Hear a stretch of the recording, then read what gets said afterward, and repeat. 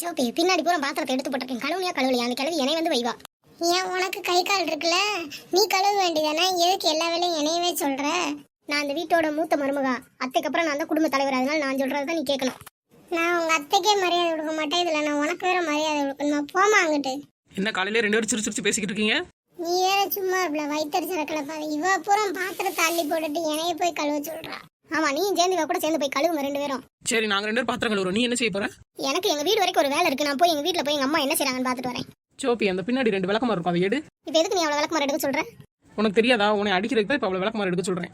இது என்னமா 3 எருமை மாடு இங்க நின்னுட்டு கதை பேசிக்கிட்டு அழையுதுங்க? அத்தை வந்துட்டாங்க, அத்தைட்டே நியாயத்தை கேட்போம். ஏடி, அங்க வீட்ல அவ்வளவு வேலை கிடக்கு, ஒரு வேலையும் பார்க்காம 3 பேரும் வெளியில வந்து நின்னுட்டு நல்லா கதை பேசிட்டு இருக்கிறீங்களடி. சிரிச்சு சிரிச்சு என் தான் நாங்க நல்லா சிரிச்சு சிரிச்சு பேசணும், அதை நீங்க பாத்தீங்க. நான் பாக்குறேன்லடி, உங்களை பார்த்தாலே எனக்குலாம் அவ்வளவு கடுப்பா வருதுடி. ஒரு வேலை பார்க்க மாட்டேங்கிறீங்கடி. 3 பேரும் நின்னு குசு குசுன்னு பேசிக்கிட்டே தான் இருக்கீங்க. என்னத்தை தான் பேசுறீங்கன்னு தெரியல. ஆமாத்த, குசு குசு கசு கசுன்னு இருக்கீங்க. போங்கத்த வேலையை பாருங்க. வீட்டுல ஏதாவது வேலை இருந்தா சும்மா எங்களை வையறதே ஒரு வேலையை வச்சுக்கிட்டு அலையாதீங்க. ஏடி, உன் புருஷை வரட்டும்டி. சொல்லி கொடுத்து உன்னை உங்க அம்மா வீட்டுக்கு அனுப்புறதாண்டி எனக்கு நிம்மதி. கிளவி இப்படி கொளுத்தி போட்டு என் புருஷனுக்கு எனக்கு 7.5 இழுத்து விட்டுருவா. ஏடி குண்டுமாடு, இங்க ஒருத்தி நின்று கத்திக்கிட்டு இருக்கேனே, கொஞ்சமா திரும்பி பாக்குறியா? அங்க அவ முகரையில என்னடி இருக்கு? அவ முகரையவே பாத்துக்கிட்டு இருக்க. எத்த ரெண்டு பேரும் லவர்ஸ் தான், அதனால அப்படிதான் மூஞ்ச பாத்துக்குவாங்க. எத்த காலையிலேக்கு பாட்ட ஆரம்பிக்காதீங்க, ரொம்ப தலைவலியா இருக்கு எனக்கு. ஆமாடி, நான் பாட்டு பாடுறேன், நீ சிங்குச்சான் டான்ஸ் ஆடு. சரி, அத்தையும் மருமகளும் அப்படி ஓரமா போய் சிங்கிச்சான் ஜொங்குச்சான் டான்ஸ் ஆடுங்க. யாராவது காசு போட்டு போவாங்க. என்னடி சொன்னா? ஓரமா நின்னா காசு போடுவாங்களா? இனி பார்த்தா என்ன பிச்சைக்காரி மாதிரி தெரியுதாடி உனக்கு? அப்புறம் என்ன, இந்த கிளவி முகரை பார்த்தா எலிசபெத் ராணி மாதிரியா இருக்கு? இருங்கடி, என் மாவன் வரட்டும், எல்லாரும் சிறப்பு கலட்டி அடிக்க வைக்கிறேன். இந்த கிளவிக்கு குடும்பத்துக்குள்ள கொளுத்தி போடுறதே ஒரு வேலையா வச்சிருக்கம்மா.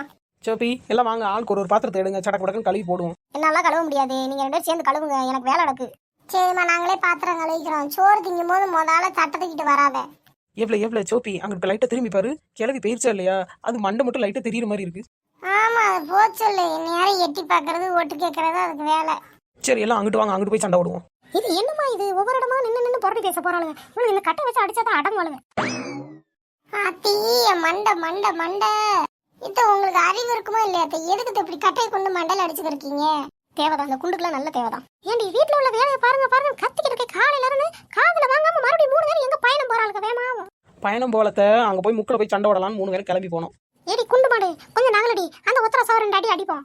என் மேல கையை வச்சிங்க உங்க மகன் சொல்லி உங்க மண்டையை 2 உடைச்சிருவேன். என்னடி, நான் பெத்த மகனை வச்சு பையன் காட்டுறியா?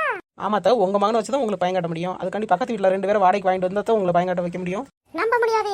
இந்த சிரிக்கிய நம்ம மயங்கிட்ட ஏதாவது இழுத்து விட்டாளுங்கன்னா அவங்க வீட்டுக்கு வெளியே போன்றாங்கன்னா நம்ம சோத்துக்கு எங்க போக? பேசாம இருக்கணும். இந்த கிழவி நல்ல சரியான விவரம் தான். இவ்வளவு புருஷைமார்கள்லாம் இவ்வளவு பேச்ச கேட்பாங்க, அதனால பயந்துட்டா. நம்ம புருஷன் என்ன சொன்னாலும் கேட்க மாட்டேன், அந்த கிழவி பேச்சதான் கேட்பேன். அதனால தைரியமா நம்ம மண்டையை உடைச்சிட்டா. சரி சோப்பி மாடு, ஒழுங்கு அவளை 2 பேரையும் கூட்டிட்டு வா. இல்ல அப்படின்னா திரும்ப உனக்காண்டி அடி விழும். ஆமாத்த, நான் இழிச்ச வயதானே, அடிங்க, எல்லாரும் அடிச்சு கொள்ளுங்க.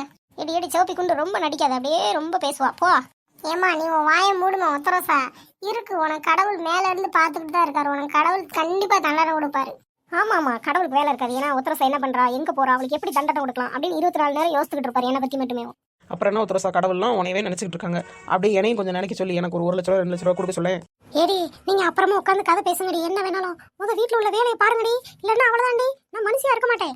ஏற்கனவே மூஞ்சிய பார்த்தா பாதி மிருக மாதிரிதான் இருக்கு. உத்தரசா, அத்தை காதுல விழல, காதுல விழுந்துச்சுன்னு வச்சுக்கோயேன், உன்னை காதுல 2 ஓட்டை போட்டு காத்தாடியில தொங்க விட்டுருவாங்க.